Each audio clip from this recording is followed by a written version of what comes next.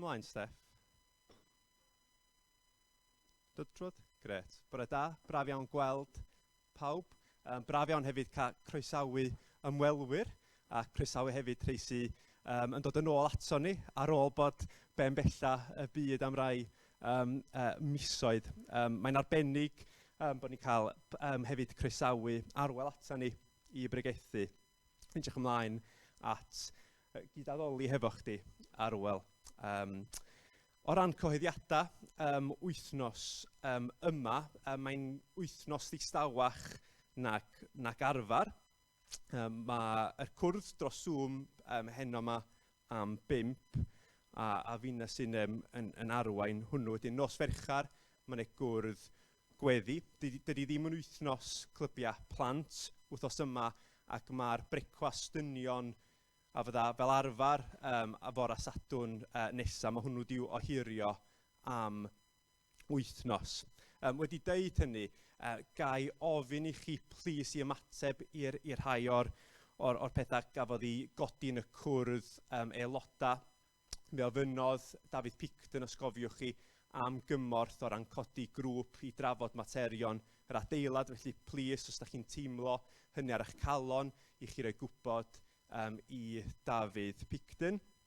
Ac wedyn, yn yr un ffordd, mae'n restr o fan ddyletswydda hefyd, ac mi fydda o'n wych peth ni'n gallu rhannu gymaint â hynny a phosib o'n cwmpas ni i gyd. Felly, cofiwch hynny os gwelwch yn dda.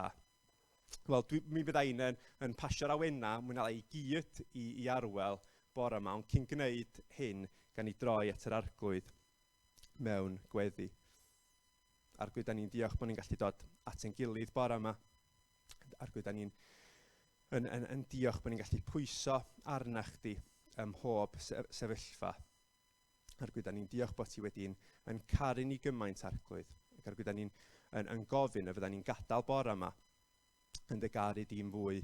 Da ni'n gofyn, Arglwydd, y fyddi di yn arwain ni, yn haddoliad. Da ni'n diolch yn arbennig i chdi am arwel, yn gofyn i fyddi di hefo fo Arglwydd. Da ni'n gyflwyno fo ar teulu hefyd yn ei profedigaeth lem, yn gofyn, Arglwydd, fydda nhw'n profi cysur a dy gariad di dros yr wythnosau nesaf yma. Da ni'n yn gofyn y fyddi di'n troi y gwaith paratoi mae arwel wedi wneud, Arglwydd, yn neges wyt ti am i ni'w chlywed, Arglwydd. Da ni'n gofyn y fyddi di yn herio ni, lle mae angen yn herio ni, yn neud i'n hannog ni, lle mae angen yn hannog ni, a neud i'n sbarduno ni, Arglwydd, ar ddechrau wythnos arall. Da ni'n cyflwyno yr eglwys yma Mangor i chdi, Arglwydd, ac yn gofyn i chdi fod hefo ni yn y gwahanol faterion ydyn ni wedi bod yn i'w ystyried ac yn ei trafod ac yn gweddio amdanyn nhw dros yr wythnosau diwetha yma. Da ni'n cydnabod nad eglwys di ydy hi, Arglwydd, ac da ni'n pwyso arnach chdi i'n harwain ni trwy'r rhai o'r pethau yma.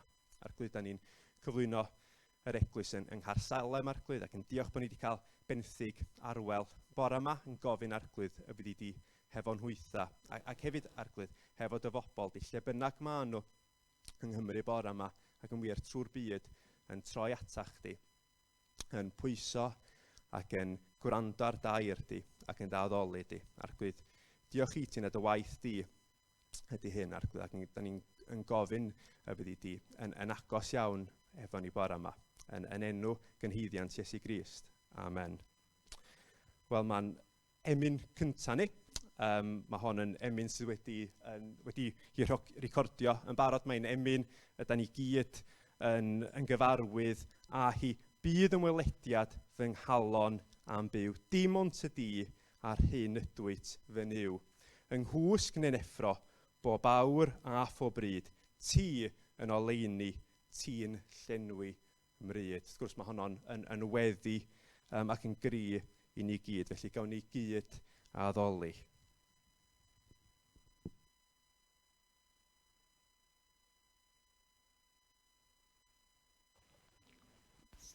Bydd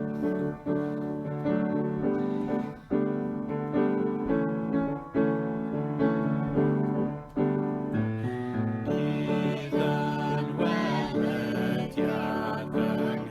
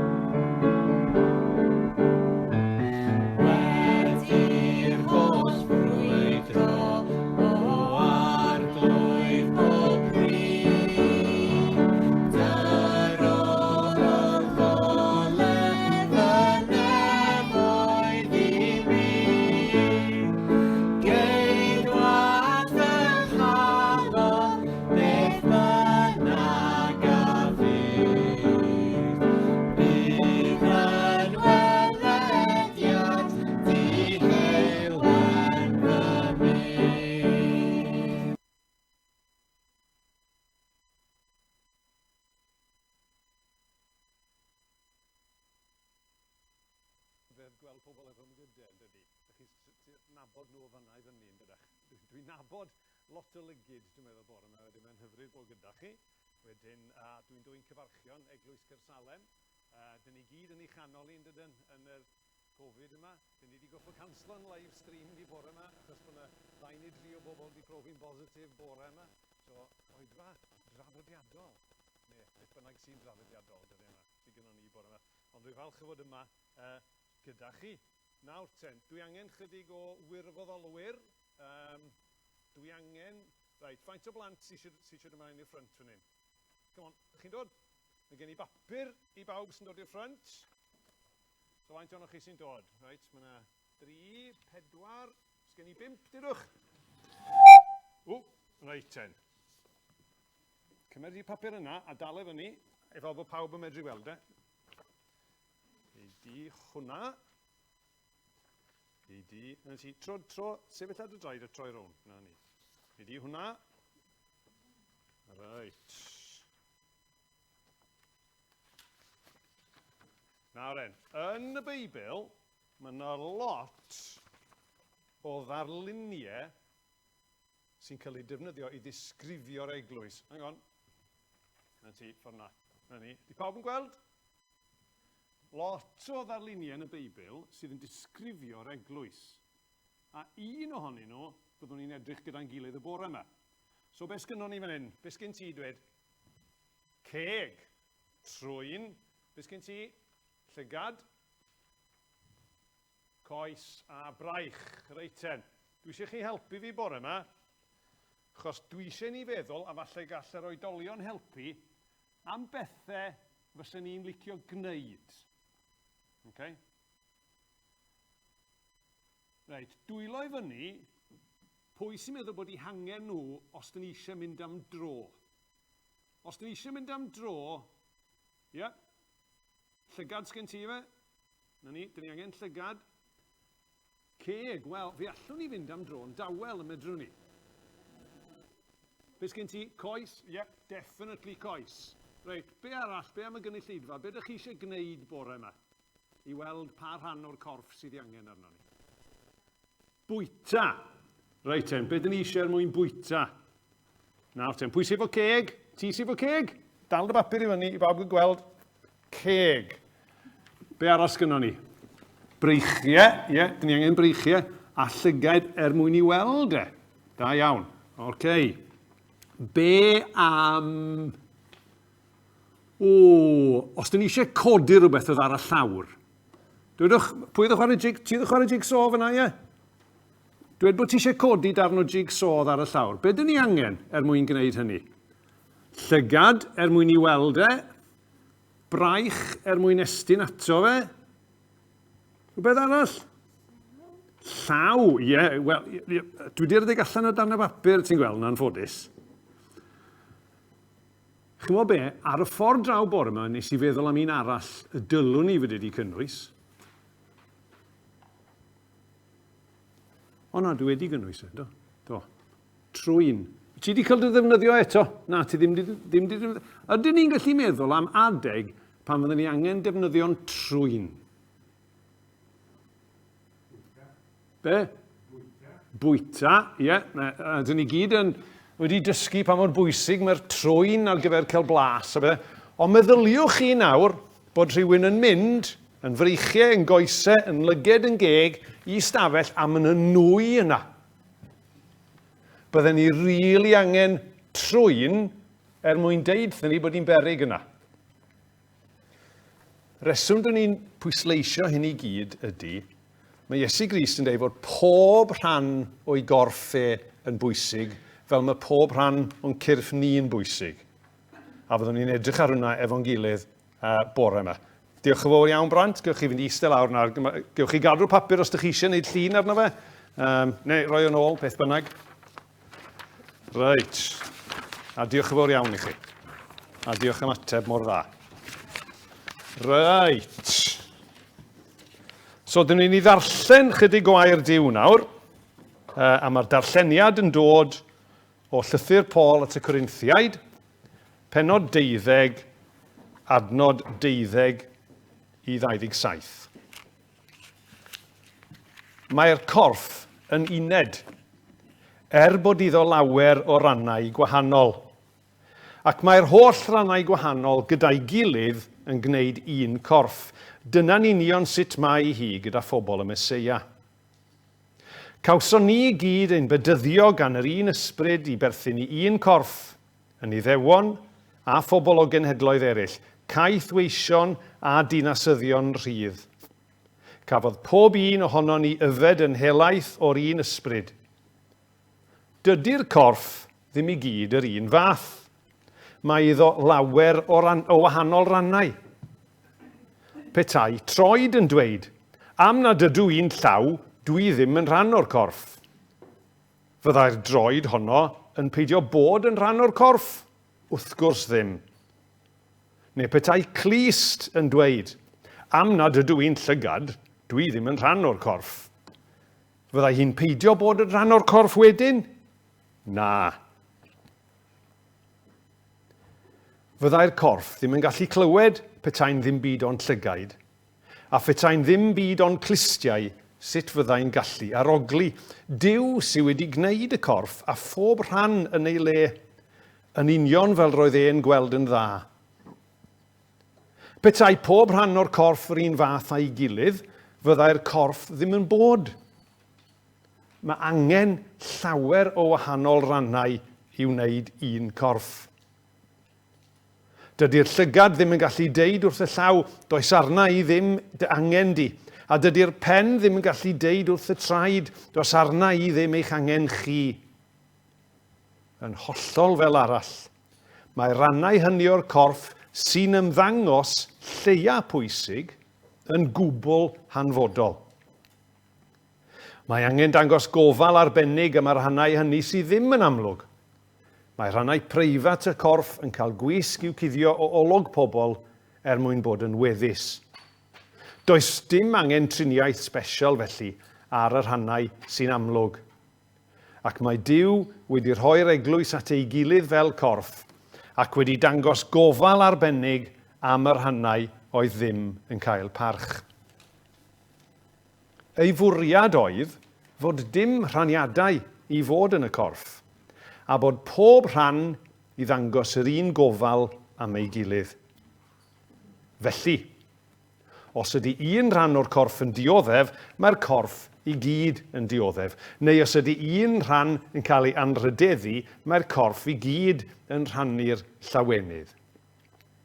Chi gyda'ch gilydd ydy corff y Meseia, ac mae pob unigolyn yn rhan o'r corff hwnnw. A'n gweddio bydd Duw yn bendithio y gair yna ar ein cyfer ni. O dewch i ni ganu nawr yr ail emyn. Yr ail emyn ydy o ysbryd byw dylifa trwom, byw had y waith a grym y groes, o ysbryd byw tyrd gweithia ynom, cymhwysa ni i her ein hoes. Yr ail emyn.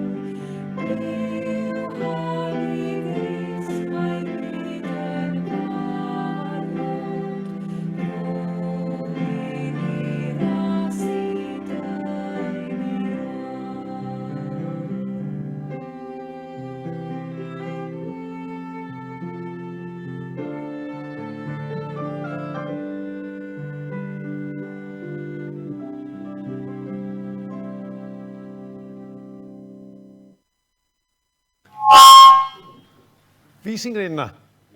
O, sori, ymddeiriadau. Reit, dewch i ni droi at Dduw mewn gweddi. O Dduw ein tad, ni diolch i ti dy fod ti'n croesawu ni i mewn i dy bresenoldeb di y bore yma. A mae ni'n taro ni'n rhyfedd arglwydd achos wrth ddod ata ti, dyn ni yn ymwybodol iawn o'n gwendid ni, dyn ni'n ymwybodol iawn o'n diffygion ni. Ond dyn ni'n dod bore yma arglwydd yn hyderus. Nid am yn bod ni'n hyderus mewn unrhyw beth yno ni, ond am yn bod ni'n hyderus yn dy fab. A'r gwaith yma wedi cyflawni drosto ni, dyn ni'n diolch i ti arglwydd Iesu am dy waith gorffenedig di ar y groes. Bod llen y deml wedi ei rwygo a bod rhyddid nawr i ni ddod yno ti at dy dad. Felly arglwydd dad, dyn ni'n dod ata ti y bore yma, dyn ni'n dod ata ti o ganol reality yn bywydau. Yn brofion ac yn anawsterau ac yn heriau ac yn lawenydd ac yn dristwch. Dyn ni'n dod fel y gyryda ni. Dyn ni'n dod fel dy blant di. A dyn ni'n gofyn arglwydd am dy fendith di arno ni bore yma. Anfon dy ysbryd lan, tyr di'n canol ni, llenwan calonau ni, arwen yn meddyliau i ni, dangos i ni y gwir. Dyn ni eisiau i ti arglwydd lefaru y bore yma. Dyn ni eisiau i ti siarad. Achos dyn ni'n gwybod pan wyt ti'n siarad, mae'n gwneud gwahaniaeth. Dyn ni ddim wedyn yn gwrando jyst ar eiriau dynion. Ond dyn ni'n gwrando ar eiriau tad cariadus sydd yn nabod ni ac yn gwybod yn union be di'r neges dyn ni angen i glywed. A felly dyn ni yma arglwydd. A falle bod ni gyd angen clywed pethau gwahanol. Ond ti sy'n gwybod. A felly dyn ni'n gweddio wneud i ddefnyddio pob rhan o'r oedfa am y bore yma. O'r caneuon a'r pethau dyn ni wedi wneud yn barod i ysgwrs efo'r plant, dy air di, y bregaeth, defnyddio unrhyw rhan o'r oedfa y bore yma arglwydd i ddod â neges sydd yn cyffwrdd ein hangen ni. Sydd yn rhoi i ni yr hyn dyn ni angen clywed. A weithiau arglwydd, mae hwnna medru bod yn gysur. A weithiau mae medru bod yn her. Ond dyn ni'n sefyll o dy flaen di bore yma arglwydd a dyn ni'n deud, dyn ni eisiau clywed beth wyt ti eisiau deud. Felly llefara arglwydd. Arglwydd, dyn ni'n diolch i ti bod ni'n gallu dod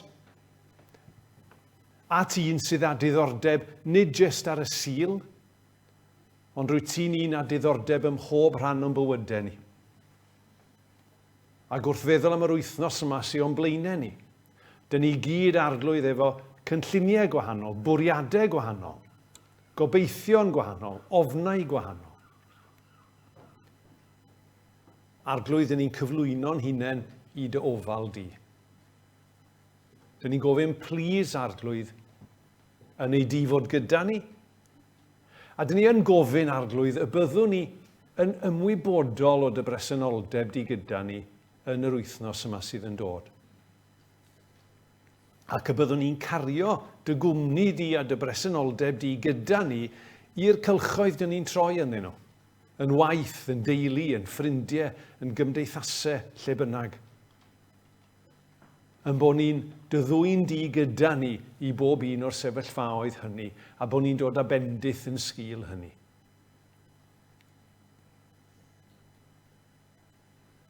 Arglwydd, dyn ni'n dal i weddio dros yn gwlad ni, mae'n gyfnod rhyfedd ar y naw, arglwydd. Cyfnod ansicr.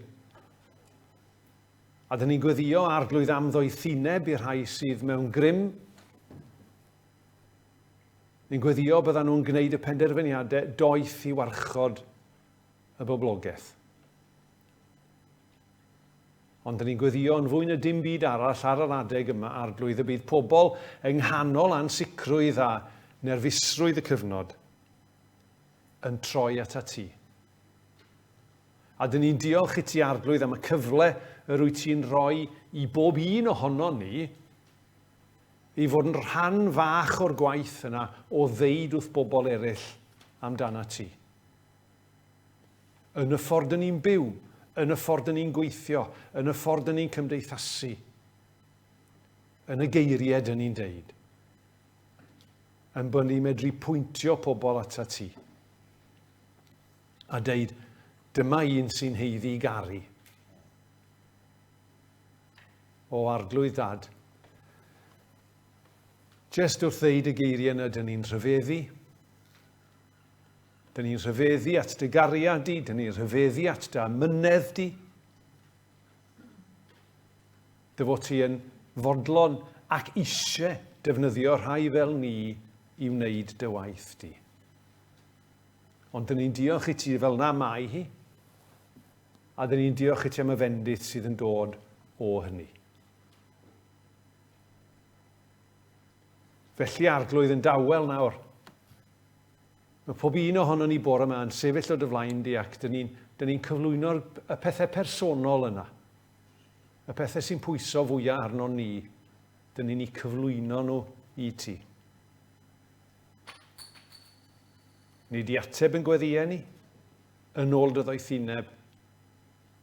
Ni di fod gyda ni a'n bendithio ni wrth i ni fynd yn blaenau. Diolch i ti o dad am wrando arno ni. Diolch i ti dy fod ti yn hoffi gwrando ar weddiau dy blant. A dyn ni'n gofyn eto arglwydd. Ar i ti fod gyda ni yn y gweddill o'r oedfa yma. Ar i ti yn bendithio ni gyda dy gwmni. Ar i ti'n bendithio ni gyda dy neges di. A dyn ni eisiau'r cyfan arglwydd fod ar dy glod a dy ogoniant di.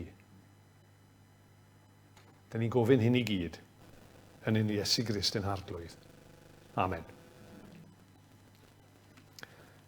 Wel, dyn ni am ganu y drydydd yn mynd nawr o arglwydd Iesu llanw deglwys. Arglwydd Iesu llanw deglwys a thlan ysbryd di dy hun, fel y gwasanaethor nefoedd drwy roi llaw i achub dyn. Disgyw llygaid allu canfod dan drieni dyn ei fri. Disgyw dwylo estyn iddo, wyn ac olew Calfari.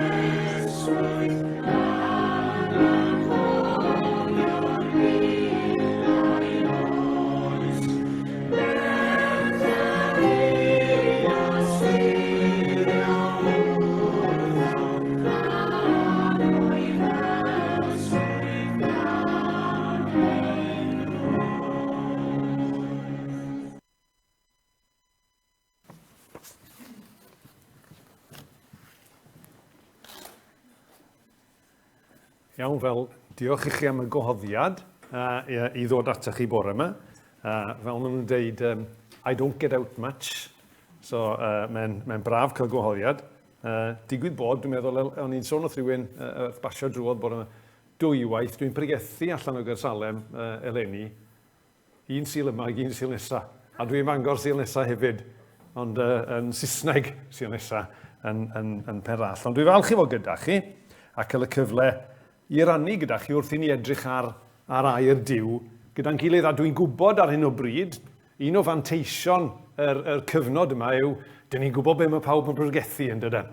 Dyn ni'n gallu dilyn pawb. So dwi'n gwybod ar hyn o bryd, dych chi'n mynd drwy Efengil Ioan o dan y thema Iesu, rwy ti'n ddigon. A wrth baratoi, o'n i'n trio meddwl be fysyn ni'n gallu dod i rannu gyda chi a gofyn am arweiniad. Fydde yn cyd-fynd efo'r thema, ond ddim yn mynd ar draws unrhyw beth oedd gynnwch chi wedi ei gynllunio. Ac wrth gwrs, wrth i chi fynd drwy Efengil Ioan, fe fyddwch chi yn dod ar draws y ffaith anhygoel yma bod Iesu yn ddigon mewn gwahanol ffyrdd yn byddwch. Mewn gwahanol amgylchiadau, ar gyfer gwahanol bethau, ar gyfer sefyllfaoedd ac anghenion ac ati. Ond o'n i'n sylwi, o'n i'n gwrando ar, nes i wrando ar neges Steff syl diwetha, oedd Steff yn pwysleisio bod Iesu, rwy ti'n digon, a hwnnw efo marc cwestiwn ar y diwedd, yn gwneud i ni feddwl go iawn be mae'r llinell yna, dyn ni'n ei chanu hi'n aml yn dydyn, be mae'r llinell yna yn feddwl, a meddwl hefyd sut mae hynny'n gweithio. Hynny yw, mae yna rai o'n ni'n gynnu ni fwy o ddiddordeb yn mechanics bethau yn does. Nawr, mae rhaid ni fod yn ofalus o ran hynny, achos yn y bywyd Cristnogol, mae yna rai pethau na fyddwn ni'n deall yn llawn nes i ni gyrraedd gogoniant. Ond mae rhai o'n ni, a falle bod hwn yn rhywbeth am bersonoliaethau rhai, dyn ni'n awyddus i fedru deall gymaint a fedrwn ni o sut mae rhywbeth yn gweithio. Yna le i ni ofyn cwestiynau a ceisio deall bwriadau Duw. A heddiw, byddwn ni'n licio i ni feddwl ym mha ffyrdd dyn ni yn medru deall a profi bod Iesu yn ddigon. Dyn ni'n canu Iesu, rwy ti ddigon, ond ym mha ffyrdd dyn ni'n medru deall a profi bod Iesu yn ddigon. Y pwynt cyntaf amlwg yw mae'n ddigon yn ei waith gorffenedig ar y groes, yn dydi? Pan ddedodd Iesu gorffennwyd ar y groes, oedd e'n golygu be oedd e'n deud. Oedd e'n deud bod e wedi cyflawni pob dim oedd e angen ei gyflawni ar y ddeiar. A bod hwnnw wedi sicrhau yn bod ni nawr ynddo fe yn cael dod i bresenoldeb Duw, fel oedd y ffaith bod y llen y deml wedi rwygo yn dangos. So, yn yr ystyr hynny, mae Iesu yn ddigon. Mae wedi cyflawni'r gwaith hynny. Ond beth am symud ymlaen? Tydi'n bywydau ni ddim yn static. Dyn ni ddim yn byw just ar y gorffennol.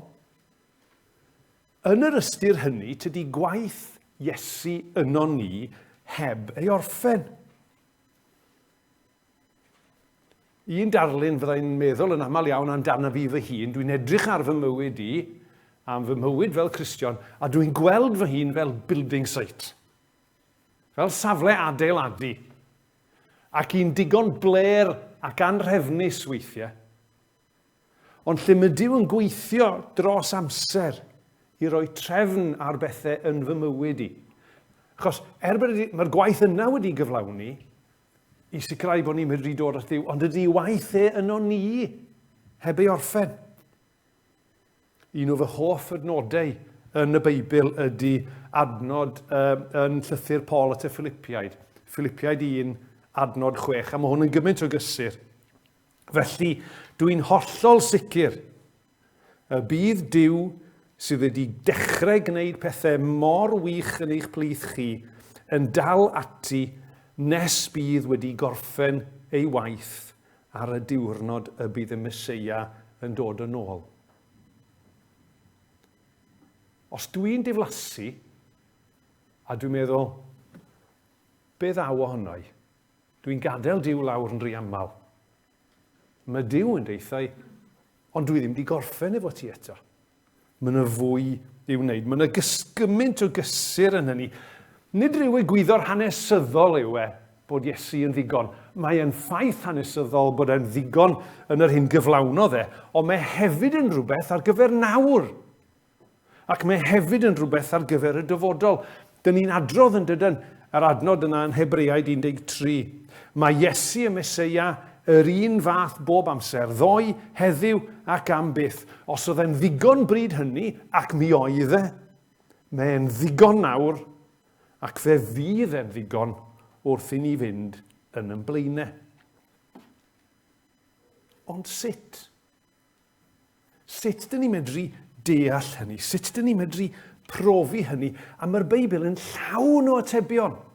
A fyddwch chi'n gweld lot o'r atebion yna wrth i chi fynd trwy'r gyfres yma efo'ch gilydd.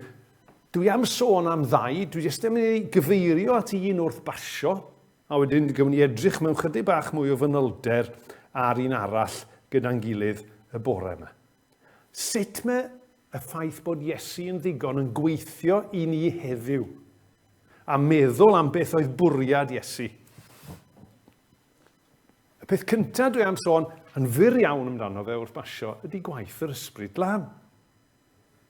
Yr eiriolwr arall. Dych chi'n cofio geiriau Iesu wrth ei ddisgyblion? Oedd e'n torri'r newyddion drwg iddyn nhw yn doedd i fod e'n gadael. A oedden nhw'n torri clonau. Ond be mae'n deud? Bydda un gofyn i'r tad a bydd e'n rhoi un arall fydd yn sefyll gyda chi ac yn aros gyda chi am byth sef yr ysbryd sy'n dangos y gwir i chi. Mae'n addo cwmni'r ysbryd glân. Mae hyn yn rhan o ddigonolrwydd Iesu. Rhan o ddigonolrwydd Iesu yw i fod yn rhoi yr ysbryd glân i'w bobl yn gwmni, yn bresenoldeb. Soniodd Steff am bwysigrwydd hyn yr wythnos diwetha. Yr awydd i fod yn eglwys o bobl sy'n profi'r ysbryd glân yn gweithio yn eich blith chi. Mae hwnna'n allweddol. Mae mor bwysig. A nid rhyw add-on ydy, Nid rhyw optional extra ydy hwn. Oedd anfon yr ysbryd glân yn rhan allweddol o gynllun Iesu wrth adael y byd yma. Y cynllun sy'n dangos i ni i fod yn ddigon. Yn ddigon nawr ac yn ddigon ar gyfer i bobl beth bynnag a ddaw. Hwnnw oedd yr peth cyntaf, o'n i jyst eisiau cyfeirio ato fe wrth basio. Allech chi neu cyfres ar hwnna, ond dwi jyst yn mynd i gyfeirio at hynny. Ond sy'n ni licio ni edrych gyda'n gilydd mewn mwy o fanylder bore yma a myfyrio gyda'n gilydd ar elfen arall. Sef digonolrwydd Crist ac yn benodol digonolrwydd corff Crist ei eglwys. Felly, dyn ni am edrych felly ar yr eglwys corff Crist fel rhan o be mae Iesu yn darparu ar ein cyfer ni. Y ddarpariaeth yma mae Iesu yn darparu ar ein cyfer ni sydd yn ddigon. A corff Crist sef yr eglwys fel rhan o hynny. Nawr wrth i chi feddwl am hynny, falle bod eich ymateb cyntaf chi fatha fy ymateb cyntaf i. Ac yn hyn o beth, mae'n ofnadw bwysig bod ni bob amser yn onest o flaen Duw yn dydi. Ydyn ni, go iawn, yn meddwl am yr eglwys fel rhan o ddarpariaeth digonol Iesu ar ein cyfer ni. Pan dyn ni'n edrych ar yr eglwys yn fyd-eang, a dyn ni'n gweld gwendidau a pethau mynd o'i le ac yn y blaen, ydyn ni'n meddwl o ddifri bod yr eglwys yn rhan o ddarpariaeth digonol Duw ar ein cyfer ni. Pan dyn ni'n edrych arno ni yn hunain, yn eglwys leol, yn Gaernarfon, yn Bangor, yn lle bynnag, ydy hynny'n yn llenwi ni efo gobaith. Ond dyna be mae Duw yn deud. Yr eglwys yw corff Crist. Mae 1 Corinthiaid 12:27 yn deud, chi gyda'ch gilydd ydy corff y Meseia, ac mae pob unigolyn yn rhan o'r corff hwnnw. Felly mae'r eglwys yn rhan o gynllun Iesu i barhau ei waithau. A fel yn gweud, wrth feddwl am hynny, os ydych chi fel fi, ydych chi'n gweud, fysa ni ddim wedi meddwl hynny, fysa ni ddim wedi cynllunio hynny. A dwi'n cael yn atgoffa, ydych chi'n cofio'r stori na am y disgyblion un tro, oedd pethau mynd yn dda, a oedd y tyrfaoedd yn dilyn Iesu, a oedd y tyrfaoedd wedi casglu o'i gwmpas e. Ac yng nghanol y dyrfa, dyma'r wraig fach yma efo gweidlif yn cyffwrdd ymwyl i fantell e. A dyma Iesu yn deud, pwy gyffyrddodd a mi? A dych chi'n gallu clywed llais Pedr. Pam oedd rhaid iddo fe ddeud hynna? Oedd pethau mynd mor dda, a nawr yng nghanol torf, mae'n deud, pwy gyffyrddodd a mi? Oedd Pedr yn meddwl, paid a deud na nawr, paid a gwneud yn y ffordd yma, ond oedd Iesu'n gwybod yn well, achos oedd gynno fe rhywbeth oedd eisiau cyflawni. Oedd Pedr, chi'n gweld, yn ame doethineb cynllun Duw. A weithiau, dwi'n meddwl bod ni'n euog o hynny hefyd. Yn bod ni'n ame doethineb cynllun Duw.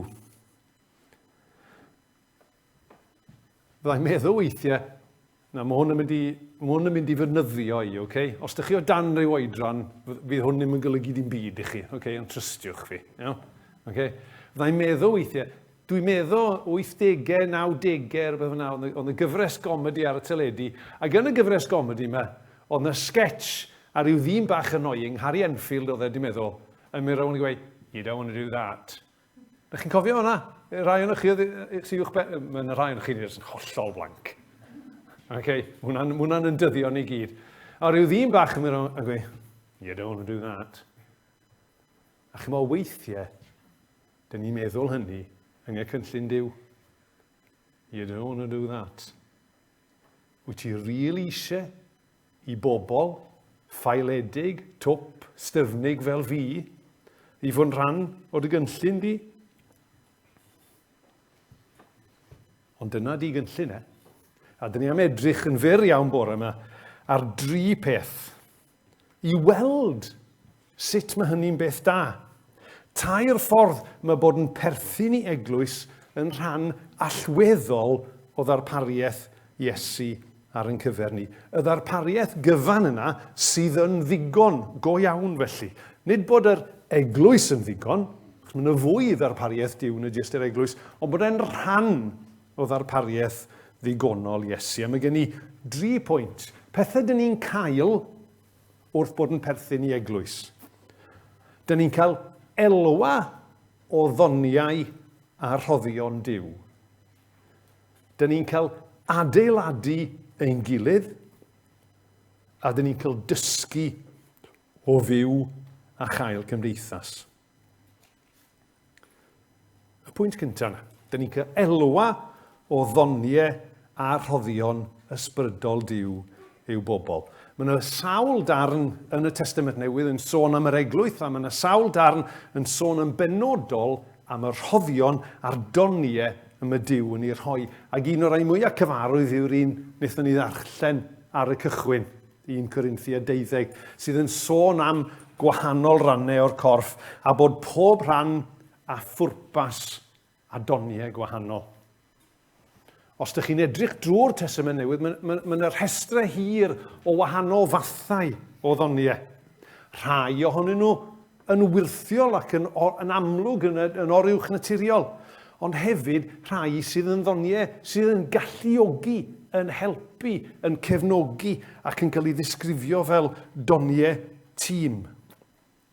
Nawr, dwi ddim am dreulio amser yn sôn am y gwahanol fathau o ddoniau, ond maen nhw yn amrywiol iawn. Maen nhw mor amrywiol ar darnau yna o'r corff fi o'n i'n edrych arno bore yma. A weithiau, dych chi angen un fwy na'r llall. Chi'n gofio pan o'n i'n sôn am mynd i stafell yn llawn o nwy, oedd y gweddill o'r corff yn da i ddim byd, ond oeddech chi angen y trwyn yn dydych. i glywed yr ogle. Maen nhw'n amrywiol iawn. Y peth pwysig yw eu pwrpas nhw. A'n bod ni'n deall yr hyn sydd yn 1 Corinthiaid 12 adnod 7. Mae'r ysbryd i'w weld yn gweithio ym mywyd pob unigolyn, a gwrandwch ar y cymal yma, lles pawb arall. Mae'r ysbryd i'w weld yn gweithio ym mywyd pob unigolyn, lles pawb arall. Os ydy Duw yn rhoi dawn i fi, mewn un ystyr, dwi ddim ar fy nghyfer i, mae lles pawb arall. Mae'n y ddarn arall, Effesiaid 4:12 yn deud, mae'n nhw i alluogi pobl Dduw i gyd, i'w wasanaethu mewn gwahanol ffyrdd mwyn gweld corff y Meseia, sef yr eglwys yn tyfu yn gryf. Felly rhan o gynllun Iesu ar gyfer ei eglwys yw i fod yn rhoi doniau, a fod am i bobl ddefnyddio'r doniau yna mae wedi rhoi, nid i ymffrostio sbiwch dawns gen i, ond yn hytrach i adeiladu'r eglwys, sef ei gorff ar y ddeiar.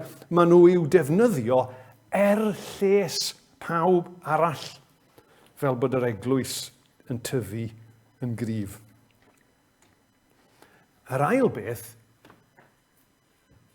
yn yr eglwys, dyn ni'n adeiladu ein gilydd trwy weld ac adnabod Duw ar waith yn ein bywydau. O'n i'n sôn wrth y plant yn yr oedfa yn dod, mae yna lot o ddarluniau am yr eglwys yn y Beibl. Dyn ni'n edrych ar y corff o'r yma, un arall ydy adeilad, neu teml. Yn 1:4-2, dyn ni'n darllen y geiriau hyn. Felly, wrth i chi glosio at yr arglwydd, dych chi fel cerrig sy'n fyw ac yn anadlu, ac mae Duw yn eich defnyddio chi i adeiladu ei deml ysbrydol.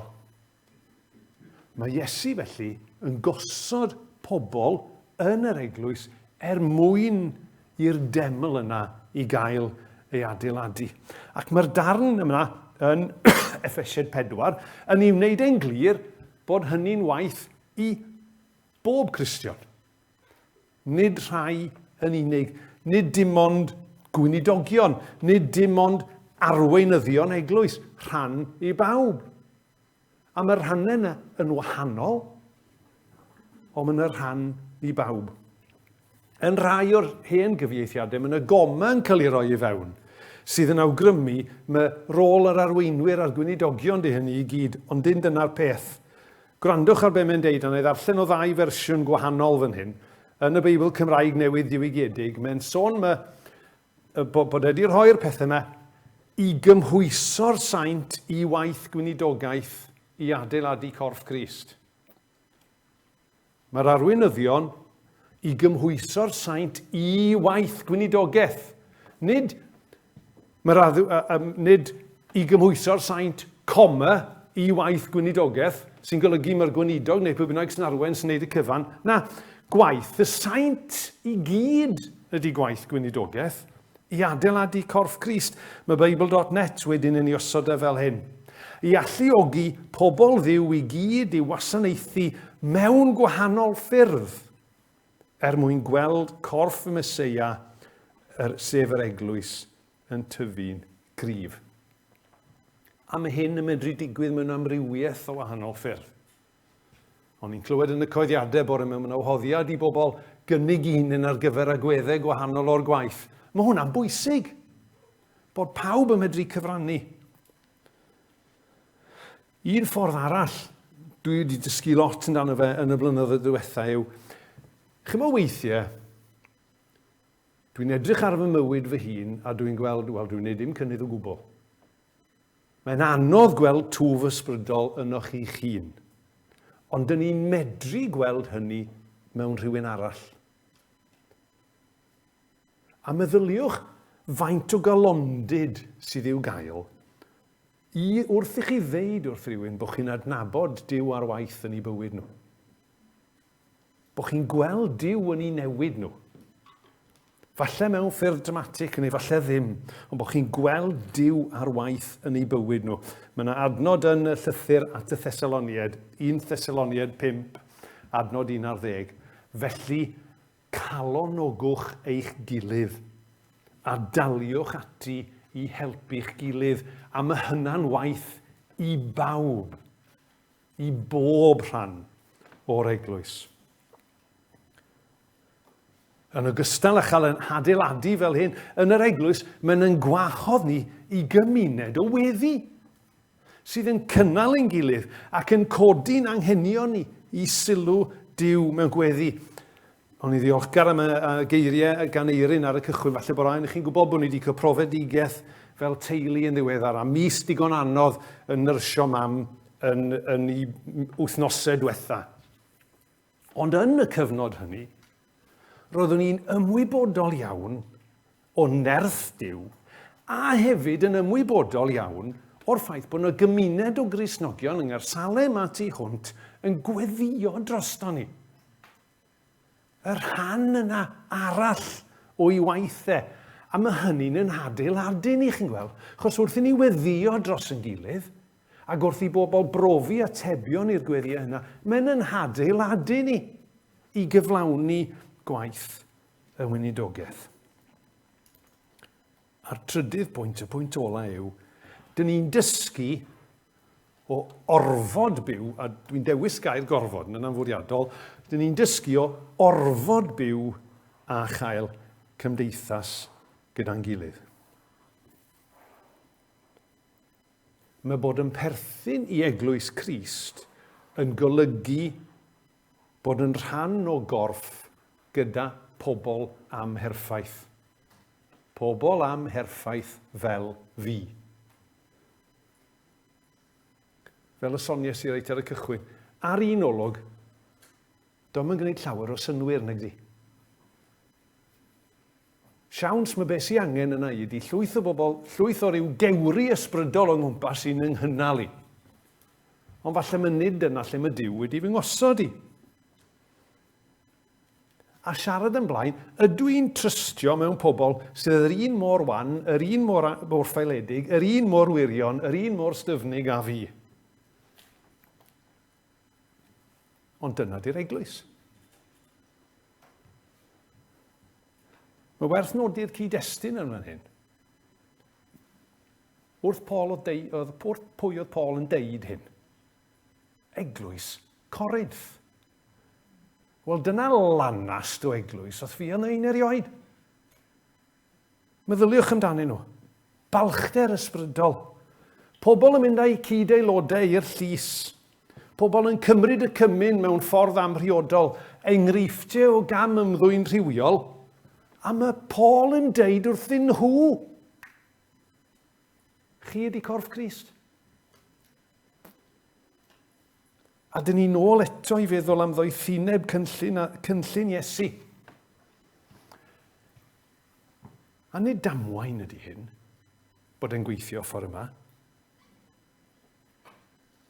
Mae'n dewis gwneud hynny.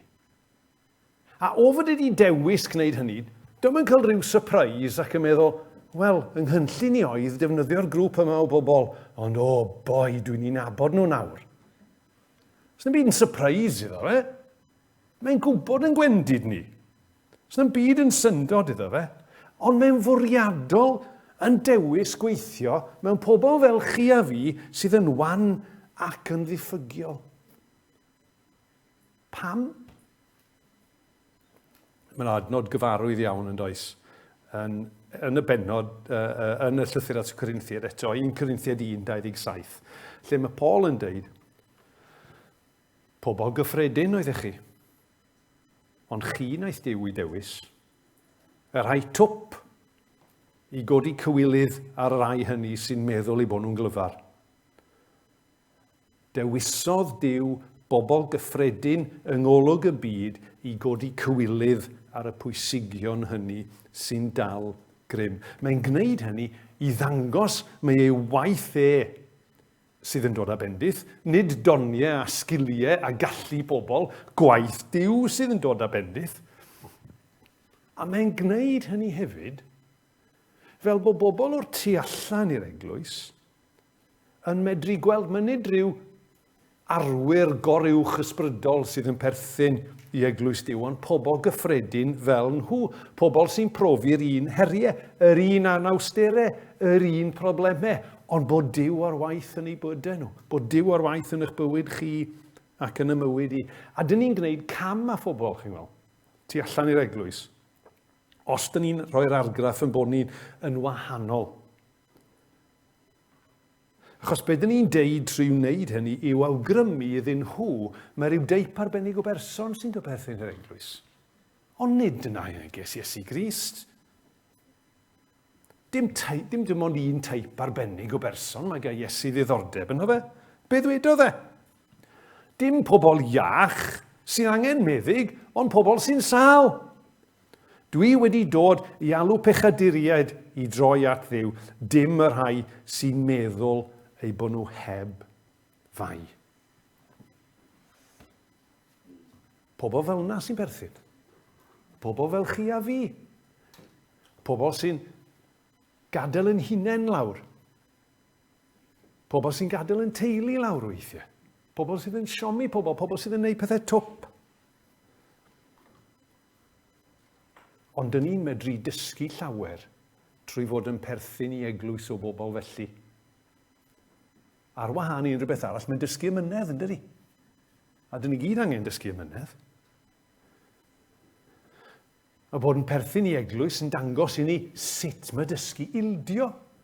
A does na'm un o'n ni eisiau ildio yn reddfol. Ond dyn ni'n perthyn i eglwys sydd yn llawn o bobl amherffaith. Ond pobl lle mae Duw ar waith trwy ei ysbryd yn ei bywydau nhw. Felly, pan dyn ni'n canu Iesu, Iesu, rwy ti'n ddigon. Pan dyn ni'n dysgu bod Iesu yn ddigon ar ein cyfer ni, rhan o'r digon hynny yw'r eglwys dy chi a fi'n perthyn iddo fe. Yw Capel y Ffynon, yw Cyrsal yn Cynarfon, yw lle bynnag arall. A mae Iesu wedi'n gosod ni yno fe, achos yn yr eglwysi hynny, dyn ni'n cael y 3 pwynt eto. Elwa o ddoniau a rhoddion Duw. Dyn ni'n cael y fraint o adeiladu ein gilydd. A dyn ni'n cael y fraint o ddysgu, o fyw a chael cymdeithas gyda'n gilydd. Dewch yn ei weddio.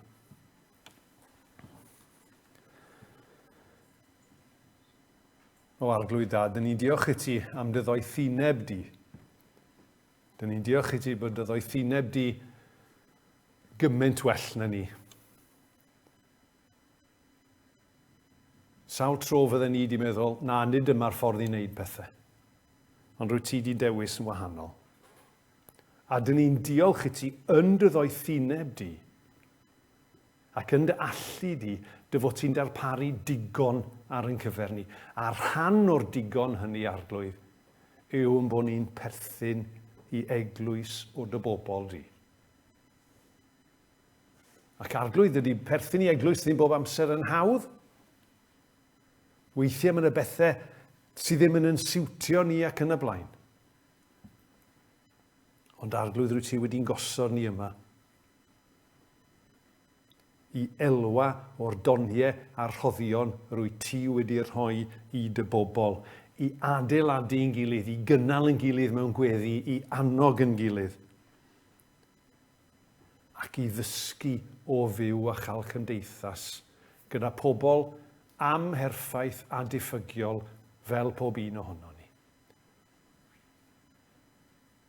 Diolch i ti am dy ddoethineb di.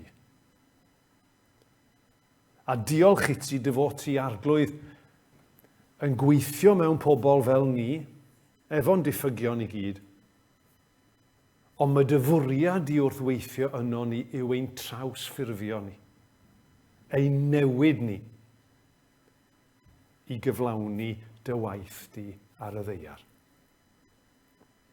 Diolch i ti Arglwydd am gael myfyrio gyda'n gilydd ar dy eiriau di y bore yma.